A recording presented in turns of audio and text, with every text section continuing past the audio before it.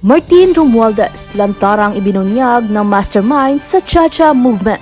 Suportado ni Speaker Ferdinand Martin Romualdez ang inihaing resolusyon sa Senado na naglalayong amyendahan ang 1987 Constitution sa pamamagitan ng hiwalay na pagboto ng mga senador at kongresista.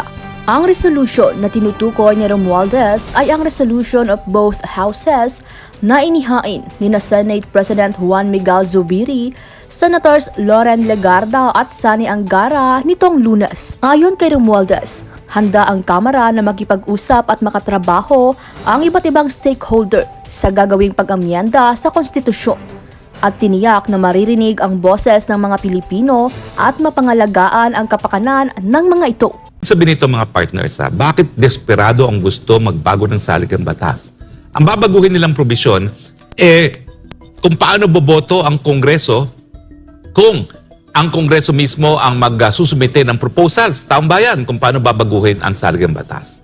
Sa ngayon po, ito ay voting separately. Kasi kung voting jointly po yan, talo ang Senado. Dahil 24 lang ang Senado, 318 ang Kamara de Representante. Pero isipin nyo naman po, kung ang ordinaryong batas ay dumadaan sa separate voting ng parehong chambers of Congress, bakit pag proposal na amendahan ang pinaka-importanting batas sa buong bansa, ang saligang batas, voting jointly sila. Hindi atatama yun, no? So kaya nga ang gusto nila, tanggalin na yung balakid na yan ng masunod na ang Kongreso. At siyempre, kapag masunod ang Kongreso, bubuwagin nila ang Senado, bubuwagin nila ang presidency, papalitan na ng Prime Minister ng ang isang mambabatas na galing sa mababang kapulungan na hindi manalo para presidente ay po pwedeng maging Prime Minister. Gahama naman po yan sa kapangyarihan. Hinay-hinay, ika nga ni Jun Lozada, moderate your greed for power naman.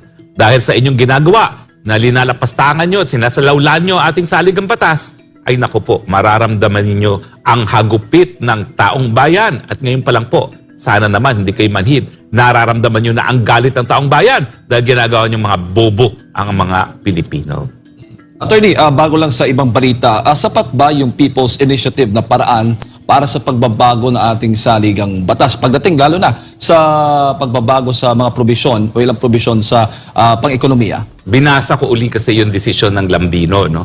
At ang sabi ng Korte Suprema, bagamat yan ay meron ng implementing law, yung ROCO law, para nga ipatupad ang amendment, o pwede lang yan kung isa lang ang babaguhin sa saligang batas. So sinunod naman itong mga nasa likod ng bribery initiative na isa lang ang babaguhin nila. Yung voting jointly instead of voting separately kapag Kongreso ang nag-propose ng mga pagbabago sa saligang batas. Pero ang sabi din doon sa desisyon ng Korte Suprema, kapag maramihan naman ang pagbabago, yung revision na tinatawag ay hindi sapat yung batas na ROCO law para ipatupad itong People's Initiative. Malinaw po yan, no? Pero halimbawa, attorney, kumbaga, nakita nila na isa sa mga harang siguro o hadlang para lubusan na ma-edit, mabago yung ating konstitusyon na yung voting separately. So, isusulong nila yung People's Initiative. And after noon, posibleng sila na magkakaroon ng either or con-as yung possible niyan, di ba? Na nagagawin nila. Hindi ba yun, kumbaga, maaring idugtong? Kasi sila din yung nag-initiate. At maaring masabi na maramihan yung purpose ng Well, ang sabi ng Korte Suprema, kung maraming babaguhin, hindi sapat yung batas na implementing. Kaya nga po, hindi natuloy yung unang pirma kasi marami silang nais baguhin sa salagang batas. Pagdating naman po dito sa voting separately, voting jointly, yung katotohanan na yan ang gusto baguhin ng mga proponent nitong bribery change, nagpapatunay talaga na naniniwala sila na talagang dapat sa ngayon, kung magkakaroon ng CONAS, talagang dapat voting separately ang Senado at ang Kamara de Representante. Dahil bakit mo pa babaguhin yun? Kung ikay naniniwala na talagang voting jointly naman ang nakasaad sa ating saligang batas. Pero ang importante po, taong bayan pa rin po ang dapat magdesisyon dyan. At taong bayan, ngayon pa lang, linoloko na kayo ng mga taong nasa likod na yan. O nga pala yung advertisement, ang sabi nila, pirma, yung mga personalidad sa likod ng pirma daw ang responsable rito, pinabulaanan po yan ng namumuno po ng pirma, no? Yung dating Cagayan Economic Zone, Raul Lambino. Kinausap ko siya kahapon at sabi ko nga, tatawagan natin siya para ma-interview. So kung po pwede, tawagan natin ngayon si Raul Lambino, si Sec Raul Lambino, para mapasinungalingan niya na sila daw ang nasa likod ng advertisement. Kasi sabay na sabay eh. Sabay na sabay na nabulgar itong bilihan ng pirma at saka yung pagluloko sa taong bayan na yung pinipirmahan ay para sa ayuda, lumabas naman ang paid ad. Alam niyo, ang mahal yung paid ad na yan. Dahil ako nagbayad niya, no?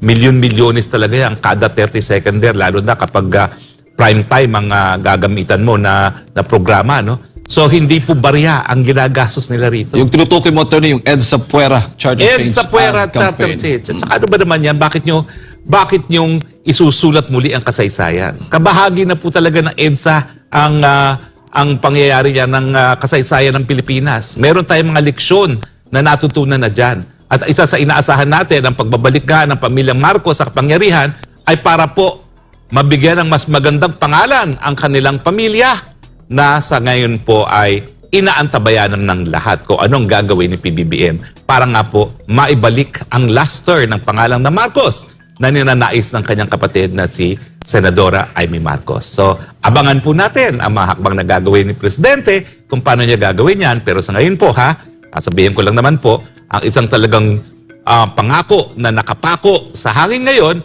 ay ang 20 pesos kada kilo na bigas. Ang pinaka-dangerous, lalo na naririnig ko, yung mga nagsasabi, ang Imperial Manila kasi, ganyan eh. Itong mga Tagalog kasi, ganyan eh. Itong mga Bisaya kasi, ganito. Really, do we need that right now? We need to stand together. Kailangan natin malakas ang boses natin at malalakas lang yan kung pare-pareho tayo ng sinasabi. At ang tunay na kalaban dito ay yung mga taong nagdi-divide sa atin. Ang tunay na kalaban dito, yung mga tao na nagbe-benefit sa divisions natin. Yung mga taong nagpapahirap sa atin. Yung mga taong dinideprive tayo at ang mga anak natin ng full education. Yung mga tao na kapag dating sa public service ay sasabihin, o yan, pwede na yan kasi para sa mga hampas lupa lang yan. Of course, they don't say that pag andyan tayo, but they do think that. I know so many of them that I know, they think that in the back of their minds, it's so ingrained in them na they've been in power so long, iba na yung tingin nila sa sarili nila. Parang special na sila. Ibang klase na sila. And literally, they are a different class. Ang tingin nila sa atin, others. Diba? Pag sila nagkikita, ay, si ganito, beso. Ay, si ganyan. I was there, I've seen it. Huh? You know, there are people who would never have given me the time of day, never would have talked to me, never would have acknowledged my existence because I'm not one of them. Nagkataon lang na by some huge accident ay na-appoint ako. And then suddenly, iba na yung ramdam ko po yan. So tayo, we must watch out for that. No, we don't fight with each other. We can talk about the details later on. We can talk about FEDPAR later on. But right now, it's no to this people's initiative, so-called people's initiative. Kasi obviously, hindi atin yan. And siguro i-congratulate din natin si House Speaker Martin Romualdez. What an amazing coincidence. Ang galing siguro ng bolang kristal ninyo. Aba, sinabi nyo lang na, sige, it is time for charter change to amend the economic provisions and suddenly may grupo na tama ba yan? Nagko-collect ng mga signatures para palawakin ng mga powers ng House of Representatives. Siguro daw to the end in view para matulungan kayong baguhin ng saligang batas in other ways. Ang galing-galing ninyo, nadali ninyo kagad yung gagawin ng taong bayan within a week or two. So, sabi ni Mini Break, si TP kapag konta sa kanya block agad kaya dire-diretso lang at nakafocus sa gusto niyang mangyari. Kaya yung comment niya puro positive. Ang result, nagkaroon siya ng solid follower, nakaunggoy.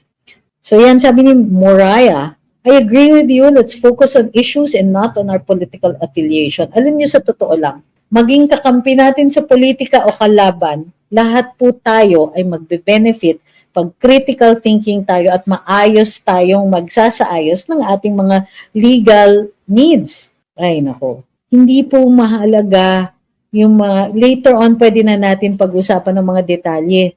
Ang kailangan natin, magkasundo tayo unang-una, no to Tambi's initiative. Diba? No to any measures that divide us. No to any measures that will keep us get left behind. Sabi ni Free Ride, if matuloy ang Chacha, goodbye Senate, kaya dapat kumilos din ang Senado. Well, yeah, definitely. At sabi ni Balbino, huwag kalimutan yung hashtag hindi mo pera yan. Sabi ni Ma'am Pinay, Leche Flan, ambisyoso kasi si TPI. Hayaan na natin siya. I agree, good, hayaan na natin siya. Darating ang panahon na mawawalan siya ng silbi sa mga hayaan na lang natin siya. Busy pa si Kong, sabi ni Christopher Yu. Sabi niya, sa pag-pray sa Black Nazarene at Pit Senyor sa Cebu, love ni Father, mga generous congressmen, kasi mga devotees karamihan. Sabi ni Josh Cabreros, ay maganda yan, hindi ka special at hindi mo pera yan. Good one. Sabi ni Harvey, and possible din na matuloy na magkaroon ng 100% ownership mga foreigners.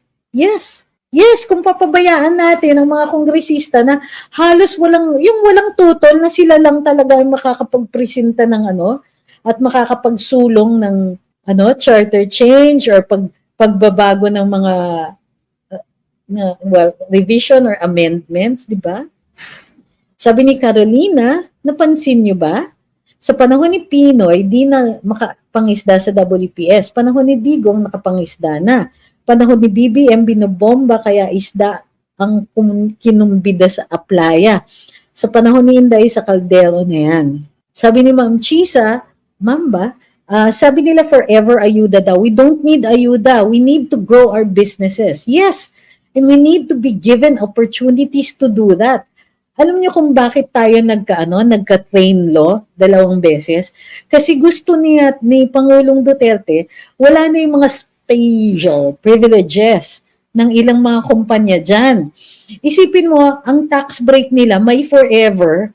Usually, bibigyan natin ng tax breaks yung mga startups, yung mga pioneer industries, ganyan. At saka, just enough para maka-asenso sila, mabuelo lang nila. And after that, it's up to you. Survive or die. Diba? Ano ba to? Compete. Anong ginagawa natin? Napaka-special ng ibang mga kumpanya dyan. Forever ang kanilang tax breaks. Kaya nagka-train 1, train 2. Yung train 2, abay, ang dami pang umapila at sinasabi nila na sige na, bigyan nyo pa kami ng 10 years, etc. Pinagbigyan sila para mapatapos lang. Pero in 10 years from train 2, out na yung inyong mga special privileges. Kaya siguro, talagang makikilahok sila dito sa pagpipili ng ating liderato. Thank you kay Pogi ba ako nagpadala siya ng pangpulbor.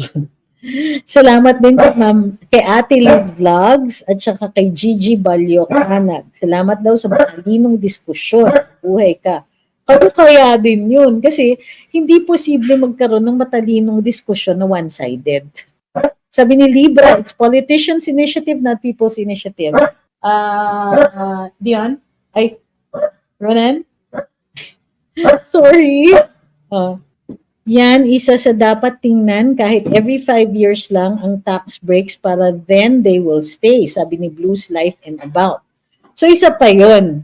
Dapat siguro na sa ating saligang batas na whatever tax breaks are given only for a temporary period kung kumpanya yan. If we're giving it to an entire class of people, like let's say IPs, okay lang yan, baka pwedeng forever yan. Or at least matagal. Tulungan nating umasenso, pero hindi dapat dependency yan. Abay, alam nyo ba, yung mga tax breaks na yan sa sobrang tagal, parang tayo yung nagbabayad ng profit margin nila. Parang tayo yung sumasagot ng kanilang overhead, tapos sila puro pasarap, kanila yung pure profit. Sabi ni Presidente Digong, teka muna, diba? Sobra na kayo sa papasarap nila. Ninyo, at the expense of the taxpayers. Naman. Sabi ni Neri, sana tumakbo si Tatay Dig sa party list for sure. 3 seat makukuha. First si Tatay Dig, second si